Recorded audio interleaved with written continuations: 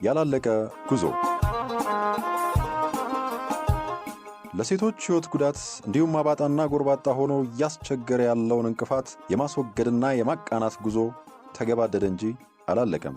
ያላለቀ ጉዞ ፖፑሌሽን ሚዲያ ሴንተር ከተባበሩት መንግስታት ድርጅት የስነ ህዝብ ፈንድ UNFPA ጋር በመተባበር በአማራ ሚዲያ ኮርፖሬሽን ዘወትር ቅዳሜ ከ7:40 እስከ 8:05 አዝናኝና አስተማሪ ፕሮግራም ያቀርብላችኋል። ያላለቀ ጉዞ ይህ ፕሮግራም በዋናነት ጾታን መሰረት ያደረጉ ጥቃቶችን መከላከልና ሌሎች ጎጂ ድርጊቶችን ማስቀረት ላይ ትኩረት ያደርጋል። ፕሮግራሙ በማህበረሰቡ ዘንድ ስር የሰደዱ ጾታን መሰረት ያደረጉ ጥቃቶችና ሌሎች ጎጂ ድርጊቶችን መከላከልና ማስቀረት የሚያስችሉ መፍትሄዎችን ይዳስሳል፣ ይመክራል፣ እንዲሁም የእናንተን ተሞክሮች ወደ እናንተ ያቀርባል። ያላለቀ ጉዞ እንደምን ከረማችሁልን ውድ አድማጮቻችን። ያላለቀ ጉዞ የተሰኘውን የሬዲዮ ፕሮግራማችንን የምናስደምጥበት ሰዓታችን ላይ እንገኛለን። እኛ ያላለቀ ጉዞን ልክ በሰዓታችን ይዘን መተናል። እናንተም ፕሮግራማችንን ለመስማት በጉጉት እየተጠባበቃችሁ እንደሆነ ተስፋ እናደርጋለን። የስልክ መስመራችን 0944 088998 ላይ እየደወላችሁ ሀሳብ አስተያየታችሁን አድርሱን። ሁሌም ፕሮግራማችንን አዳምጡ። ምርጥ ቅንብሮችን አሰናድተን የእናንተን ጆሮ እንጠብቃለን። እናንተም አብሮነታችሁ ከኛ ጋር እንደሚሆን እምነታችን ነው። ዘወትር በዚህ ሰዓትና በዚህ ቀን ያላለቀ ጉዞን ትሰማላችሁ።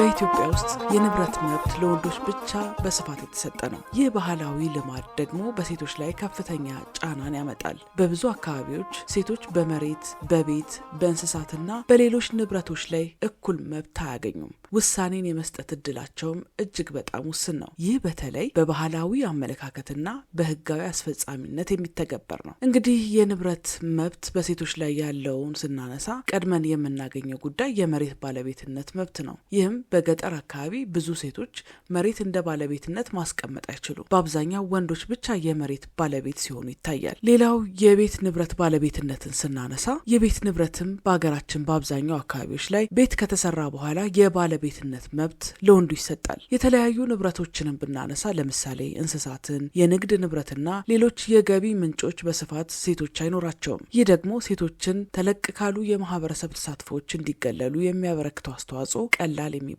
አይደለም። ለመግቢያ ያህል ይህንን ካልኳችሁ እስኪ አሁን ደግሞ እንግዳ እንጋብዝና ቀደም ብለን ስናነሳ የነበሩትን ለማህበረሰብ ጠቃሚ ያልሆኑ ባህላዊ ድርጊቶች የተነሳ የሚከሰቱ የሴት ልጅ ጥቃት ላይ መሰረት አድርገን ተወያይተናል። ከእንግዳችን ጋር ያደረግነውን ቆይታ በጋራ እንስማ።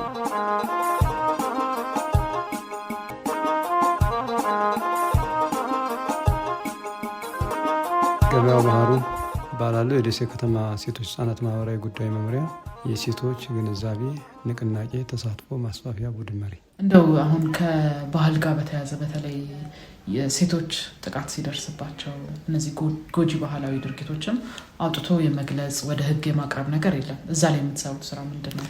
ወደ ውጭ ወጣለኝ። አሁን ለምሳሌ ገጥሟችሁ ምናልባት የልማት ህብረቶችን ታገኛችሁ፣ እኛ ወርደን ቸክ አድርገናል። ለምሳሌ ልጅነት ጋብቻ የለም፣ የሴት ልጅ ግርዛት አለ ወይ የለም፣ የሚታሰብ ነገር አይደለም፣ ጠለፍ አለ ወይ የለም። ሁሉም በነገራችን ላይ በምክር ቤት አረጋግጠዋል። የኛ በከተማ ደረጃ ጥናት ማድረግ ያስፈልገናል። ለሱ ደግሞ ትንሽ ፋይናንሻል ያስፈልገዋል። ጥናት ካደረግን በኋላ ለከተማው ምክር ቤት ይቀርባል። በዛ ላይ ደግሞ የከተማው ምክር ቤት ደግሞ ከእያንዳንዱ ቀበሌ የተወከሉ ስለሆነ ከ26 ቀበሌ ያን ጊዜ አለ የለም የሚለው ደግሞ እነሱም የሰጡን አቅጣጫ ተይዞ ደግሞ የሚሰራ ይሆናል። ነገር ግን የቀበሌ ምክር ቤቶች በእኛ አካባቢ 5 የጎጂ ልማዳዊ ድርጊቶች አይፈጸሙም የሚል ማረጋጋጫ የምክር ቤት ውይይት የተመከረበት ለእኛ ሰጥተዋል። ስለዚህ ሪፖርት ያደርጋሉ የኛ ልማት ተጠሪዎች አሉ። አሁን ለምሳሌ ጦርነቱ ከተፈጸመ በኋላ ሴቶቹ ሪፖርት አላደርጉ ሲሉ ኢትዮጵያ ቤተሰብ መምሪያ ደሴ ቅርንጫፍ ያለው እና አውሳድ ነበሩ 66 ሴቶች አሰለጠኑልን። እነሱን አሰልጥነን በሁሉም ቦታ አገልግሎቱ እንዴት እንደሚሰጥ በነጻነት እንደሚሰጥ ቅስቀሳ ካደረጉ በኋላ በጣም በርካታ ሴቶች ከዛ ከነበረባቸው የጥቃት እንትን እንዲያገግሙ፣ ወንዶች ሁሉ ነበሩ የተደፈሩ፣ ለመመለስ በጣም ብዙ ጊዜ የወሰዱ ምናልባት እና ሲስተር መዲናን አግኝታችኋቸው ከሆነ እነሱ ሀሳብ ሊሰጡበት ይችላሉ። ወንዶች ጭምር የተደፈሩበት ስለነበር ማለት ነው። ስለዚህ የሪፖርት የማድረግ አቅማቸው አድጓል። ለዛ ነው ቁጥሩ እየጨመረ የመጣው እንጂ ጥቃቱ ድሮም ነበር ማለት ነው። ምክንያቱም እየወጣ ነው። በመጀመሪያ ግራውንድ ሳይኖረው እንደዚህ እየጎዳ አይመጣም ብዬ አምናለሁ። ድሮም እኮ በፊት የቤት ውልድ ምናምን የሚባል እንኳ አለ። የቤት ውልድ ተብሎ የሚጠራው የማን ልጅ እንደሆነ የማይታወቅ ማለት ነው። ቤት ውስጥ ነው ያለው ሰው ግን የማን ልጅ እንደሆነ እንትን የማይባል እንደዚህ ድሮ ማለት ነው። ስለዚህ ጥቃት ነበር ማለት ነው። ነገር ግን አሁን ፊት ለፊት ሰውም ግንዛቤ እያገኘ የህግ ምላሹን ደግሞ እያደገ ስለመጣ አሁን የሚፈልጉት ሴቶች የሚያዳምጠን አለ ወይ፣ መልስ የሚሰጠን አለ ወይ የሚል ነገር ስላለ አሁን የግብረሰናይ ድርጅቷም የመንግስት ተቋምም ምላሽ እየሰጠ ስለሆነ በጋራ የሪፖርት መጠኑ እየጨመረ መጥቷል። እንደው ክፍተት የምትሉት ነገር ምንድን ነው በእናንተ በኩል? ክፍተት የምንለው አንዳንዴ ለምሳሌ ሰሞኑን ባለፈው ምን ገጠመን መሰለሽ፣ 2 ኬዞች ላይ የሃይማኖት አባቶች የማደራደር አይነት ነገር እኛ ስልጠና ሰጥተናል ከዚህ ውስጥ አልገባንም ብለው ግን ለምሳሌ አሁን አንዷ ጥቃት የደረሰባት አባቷ መጥተው ልጅ ገጠር ናቸው ልጅን ስልያት ምን እንደሆነ አላውቅም ሴፍ ውስጥ ነው ያለችው እና ያን ከዝንትን የመፈለግ እንደው ጸበል ላስጠብላት ብሎ ለመደራደር የመፈለግ ከዛ ደግሞ የሃይማኖት አባቶች ጋር የተያያዘ የሆነ የመሸምገል አይነት ነገር ይታያል። ከዛ ውጭ ደግሞ ወደ ላይ ደግሞ ከፍ ስንል ኬዞቹን እንደራስ አድርጎ አለመውሰድ የሚታይባቸው ሁኔታ አለ። እዚህ ከተማ ላይ ለምሳሌ እንትና የዋስትና እንዳይሰጣቸው የማይከለክል ነገር የለም ህጉ ላይ ማለት ነው። የኛ አሁን ደሴ ከተማ ላይ ፎካል አለ። ፎካል ሴት ስላለች የማይለቀቁበት መንገድ ዋስትና የማይሰጥበት መንገድ ይመቻቻል።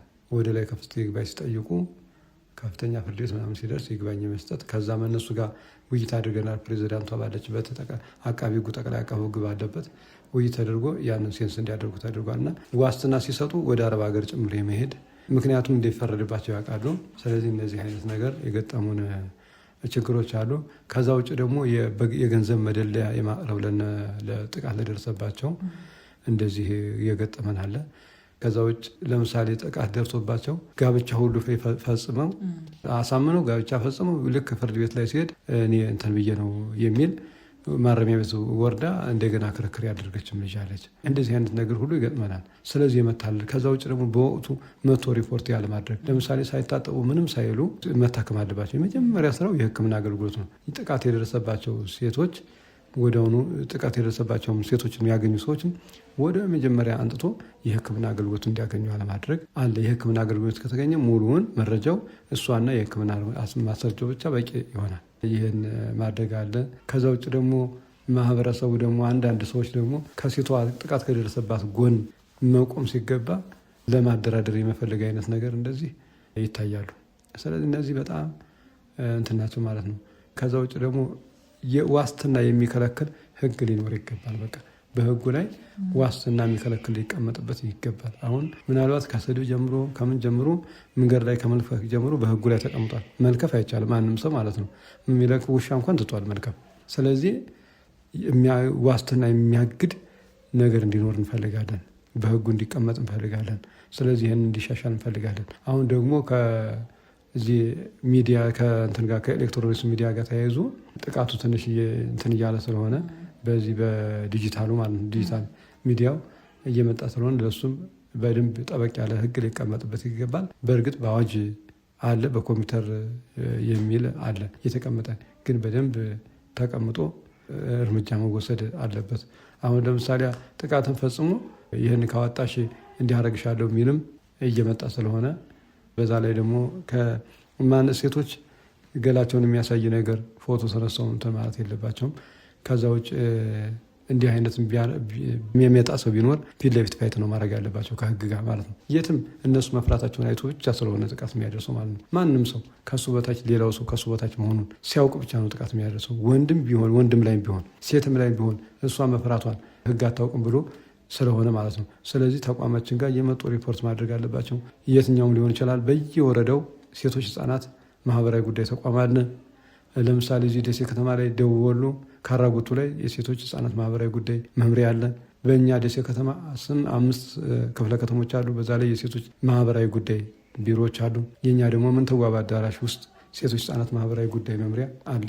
ራሱን የቻለ ፎካል ፐርሰንም አለው። ስለዚህ ሪፖርት የማድረግ በወቅቱ ሪፖርት የማድረግ አንዱ ቻሌንጂንግ ስለሆነ ሪፖርት እንዲያደርጉ ነው። በስልክ የትም ቦታ ሆነው የሚደርስላቸው ካጡ ያብክመ የነጻ ስልክ መስመር 7722 ስልክ መስመር አለ።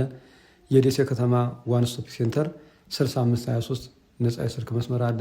የደሴ ከተማ ሴቶች ህፃናት ማህበራዊ ጉዳይ መምሪያ 6631 ነጻ የስልክ መስመር አለ። የኢትዮጵያ ህግ ባለሙያ ሴቶች ማህበር 7711 አለ። በእነዚህ ሁሉ ሪፖርት በማድረግ ወደውኑ ጥፋት የፈጸመው ሰው እንዲያዝ ማድረግ ይገባል። ጥቃት ደግሞ የሁሉም ሰው ሲደርስበት ብቻ ሳይሆን ማንኛውም ሰው የራሱ አካል ስለሆነ ለማንኛውም ሰው መድረስ ይገባዋል የሚል ነው። ስለዚህ እነዚህ ናቸው ትንሽ ቻሌንጅ የሚያደርጉ በወቅቱ ሪፖርት አለማድረግ። ደግሞ ከቦታ ጋር ከመሬት ጋር ደግሞ የተያዘው ደግሞ ልክ ኬዙ ካለቀ በኋላ ወደኛ የመምጣት አይነት ነገር አለ። ማንኛውም ሴት ኢኮኖሚ ያላትን ብትሆን የኢኮኖሚ ችግር ያላትን ቢሆን የተማረችን ብትሆን ያልተማረችም የህግ አገልግሎት ግር የሚላት ከሆነ ደሴ ከተማ ሴቶች ህፃናት ማህበራዊ ጉዳይ መጥቶ እንደዚህ አይነት ጉዳይ ነበረኝ መጥቶ መጠየቅ ይቻላል። አለዚያ ደግሞ ደሴ ከተማ ወረዳ ፍርድ ቤት አቃቢ ህጎች አሉ። የፍትሐብሔርም የወንጀልም አቃቢ ህጎች አሉ።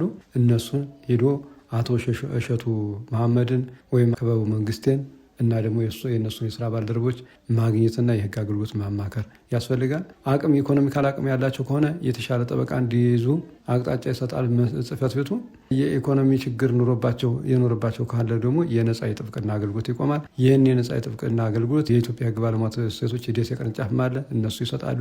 የወሎ ዩኒቨርሲቲ የነጻ የህግ አገልግሎት ይሰጣል። የፍትህ መምሪያው ነጻ የህግ አገልግሎት ይሰጣል። እሱ ደግሞ ሲበዛበት ደግሞ ጠበቆች ኬዝ የመያዝ ግዴታ ስላለባቸው የተሻሉ ጠበቆች ጉዳዩ እንዲይዙ ይገባል ማለት ነው። አልቆ መምጣት ስላለ የህግ ጉዳይ ደግሞ ካለቀ የህግ ጉዳይ ነው የሚሆነው። ከተጀመረ ግን ጠበቃዎች ስለሚቆም አንድ ዘግይቶ መምጣት ከተሸነፉ በኋላ መምጣት ይገባል። ከተደራደሩ በኋላ ከዛ እነዛ ደግሞ የራሳቸው ካደረጉ በኋላ አላውቅላችሁም ስለሚሉ በወንጀል ጉዳይ የህግ ባለሙያ ብቻ ይዞት እንዲሰራ ማድረግ ይገባል ማለት ነው።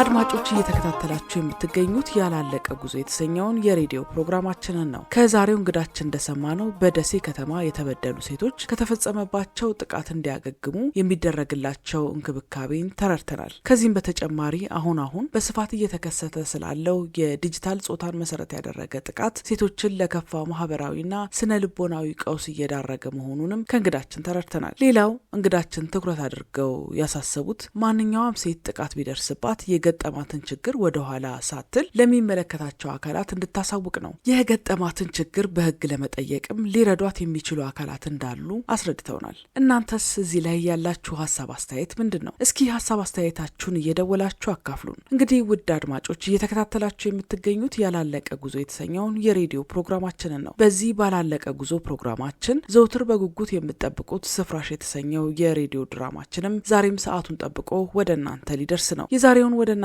ከማድረሳችን በፊት ባለፈው ሳምንት ማለትም በስፍራሽ ክፍል 27 ላይ የስፍራሽ ጓደኛ እነ ስፍራሽ ቤት ስፍራሽን ፈልጋ መጥታለች። ከስፍራሽ እናት ጋርም ሳቅና ጨዋታቸውን ቀጥለዋል። የስፍራሽ እናት ባገኙት አጋጣሚም ለሳባ ምስጋናቸውን አቅርበዋል። የስፍራሽ ጓደኛ ሳባም የልብስ ሻንጣ ይዛላት መምጣቷንና ለስፍራሽ እናትም ስትሰጣቸው በደስታ መርቀዋታል። የስፍራሽ እናት ግን አሁንም የወንድ ልጃቸው ጉዳይ እያሳሰባቸው ነው። ልጄ ከሄደበት በሰላም በመጣልኝ ብለው ፈጣሪያቸውን ተማጽነዋል።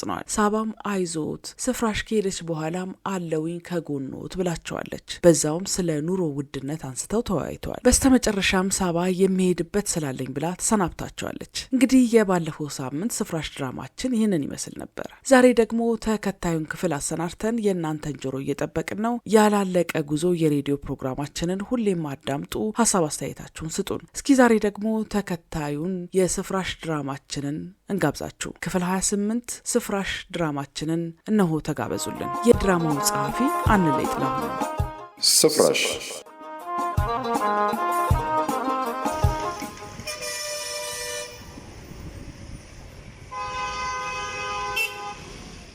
ስትዘገይ ጊዜ የቀረሽ መስሎኝ አዝኜ ነበር።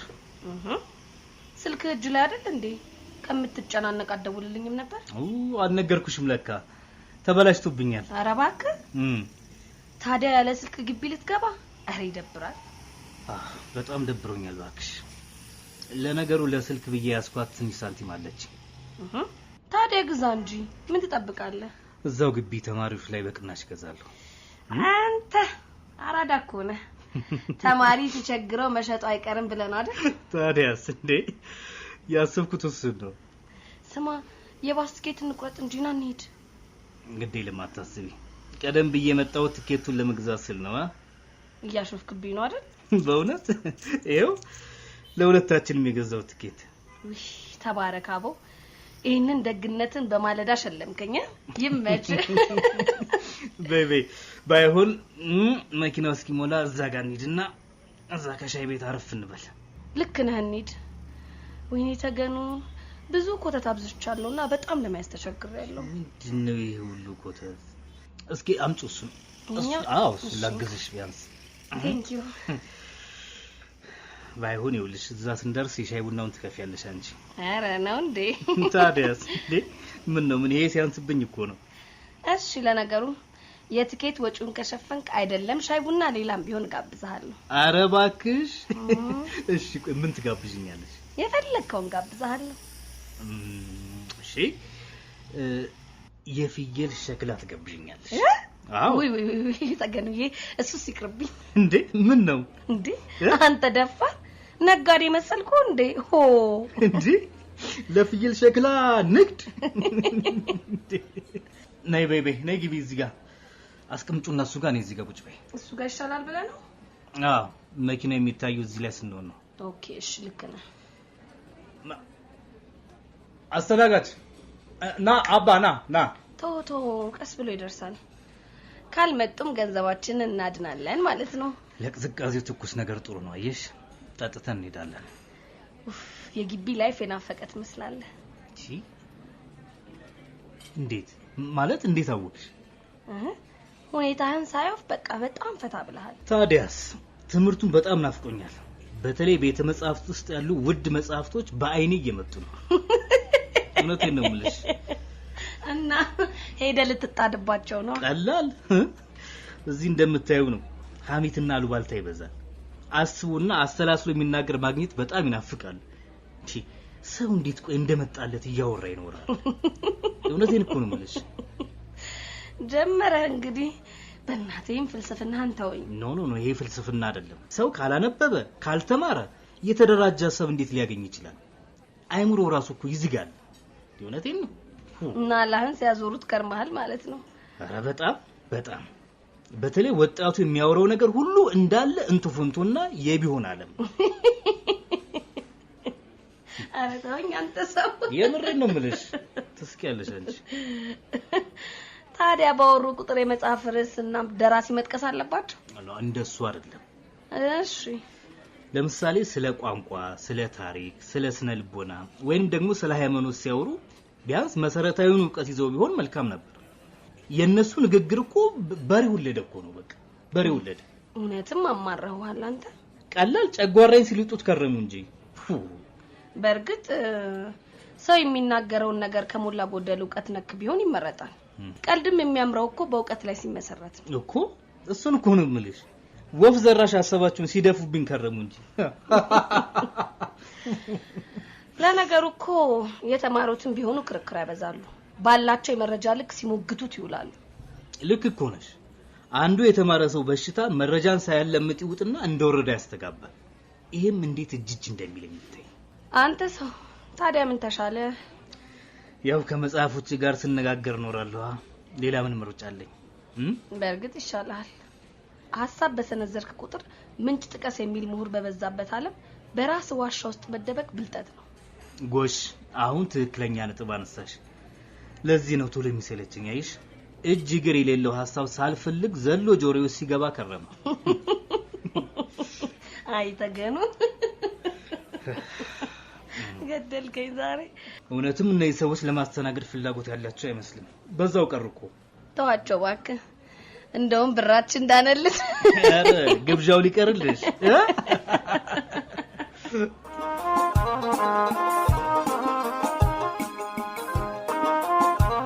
አብራችሁን በመሆን ፕሮግራማችንን ስለታደማችሁ ምስጋናችን ከልብ ነው። እንግዲህ ስፍራሽ ክፍል 28 የሰማችሁትን ይመስል ነበር። ስፍራሽና ጓደኛዋ ተገኑ ወደ ትምህርት ገበታቸው ለመመለስ ጉዟቸውን ጀምረዋል። ተገኑ ስፍራሽን ቀድሟት የባስ ትኬት ቆርጦ ስለጠበቃት ስፍራሽ ደስ ብሏታል። በቀጣዩ የትምህርት ጊዜያቸው ምን እንደሚያደርጉ ጓደኛ ማቾቹ እየተወያዩ ነው። በተለይ ተገኑ ከአብሮ አደጎቹና ከመንደሩ ሰዎች ጋር መጨበጫ የሌለው ወሬ ሲያወራ በመክረሙ እንደተበሳጨና አሁን የማንበቢያ አጋጣሚ ስለሚያገኝ ወደ ግቢ ለመሄድ መጓጓቱን ከስፍራሽ ጋር እየተነጋገረ ነው። ስፍራሽም ገና ካሁኑ ጠበቅ ያለ የገንዘብ አያያዝ አቋም እንዳላት ከዛሬው ስፍራሽ ድራማችን ተረድተናል። እንግዲህ የዛሬው ስፍራሽ ድራማችን የሰማችሁትን ይመስል ነበረ። ሳምንት ደግሞ ተከታዩን ክፍል ይዘን እንመጣለን። ክፍል 29ን ማለት ነው። እንግዲህ ቀጣዮቹ ያላለቀ ጉዞ ዝግጅቶቻችን ይቀጥላሉ። አብራችሁን ሁኑ።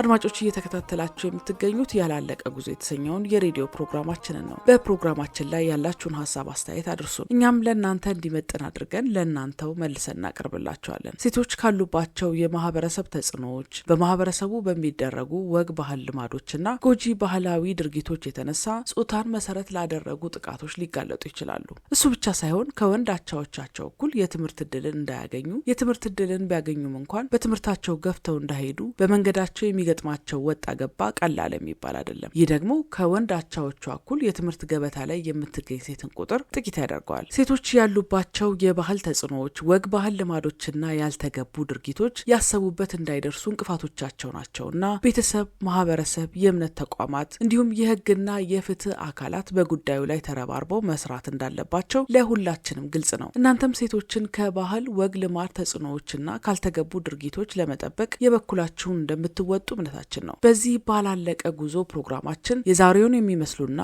ሌሎች በርካታ ቁም ነገሮች ወደ እናንተ ይደርሳሉ። ያላለቀ ጉዞ የእናንተ ፕሮግራም ነው። ሁሌም አዳምጡን፣ ሀሳብ አስተያየታችሁንም ስጡን። እንደሰማችሁት የሚያዝናኑ መረጃን የሚሰጡና እውቀትን የሚያስጨብጡ በርካታ ቅንብሮችንና ድንቅ የሆኑ ተሞክሮችን አዘጋጅተናል። ሁሌም በዚሁ ቀንና በዚሁ ሰዓት ያላለቀ ጉዞን ታደምጡታላችሁ። እናንተ ውድ አድማጮቻችንም ሁሌም ያላለቀ ጉዞ ፕሮግራማችንን አዳምጡ። በፕሮግራማችን ላይ ያላችሁን ሀሳብ አስተያየት አድርሱን። ደውሉ፣ ጻፉ። በ0944 088998 የተንቀሳቃሽ ስልካችን ቁጥር ላይ። የዛሬው ያላለቀ ጉዞ ፕሮግራማችን እየተጠናቀቀ ነው። ሳምንት ግን በተለመደው ሰዓት ሰብሰብ ብላችሁ ጠብቁን። ሳምንት ልክ በሰዓታችን ያላለቀ ጉዞን ይዘን እንመጣለን። እስከ ሳምንት መልካሙ ሁሉ ከሁላችሁም ከአድማጮቻችን ጋር ይሁንልን። የስልክ መስመራችንን በድጋሚ ላስታውሳችሁ 0944 088998 ነው። ደውሉ፣ አሊያም አጭር የጽሁፍ መልእክትም መላክ ትችላላችሁ። ሰላም ሁኑልን። ያላለቀ ጉዞ ለሴቶች ሕይወት ጉዳት እንዲሁም አባጣና ጎርባጣ ሆኖ እያስቸገረ ያለውን እንቅፋት የማስወገድና የማቃናት ጉዞ ተገባደደ እንጂ አላለቀም። ያላለቀ ጉዞ ፖፑሌሽን ሚዲያ ሴንተር ከተባበሩት መንግስታት ድርጅት የስነ ህዝብ ፈንድ UNFP ጋር በመተባበር በአማራ ሚዲያ ኮርፖሬሽን ዘወትር ቅዳሜ ከ7:40 እስከ 8:05 አዝናኝና አስተማሪ ፕሮግራም ያቀርብላችኋል። ያላለቀ ጉዞ። ይህ ፕሮግራም በዋናነት ጾታን መሰረት ያደረጉ ጥቃቶችን መከላከልና ሌሎች ጎጂ ድርጊቶችን ማስቀረት ላይ ትኩረት ያደርጋል። ፕሮግራሙ በማህበረሰቡ ዘንድ ስር የሰደዱ ጾታን መሰረት ያደረጉ ጥቃቶችና ሌሎች ጎጂ ድርጊቶችን መከላከልና ማስቀረት የሚያስችሉ መፍትሄዎችን ይዳስሳል፣ ይመክራል፣ እንዲሁም የእናንተን ተሞክሮች ወደ እናንተ ያቀርባል። ያላለቀ ጉዞ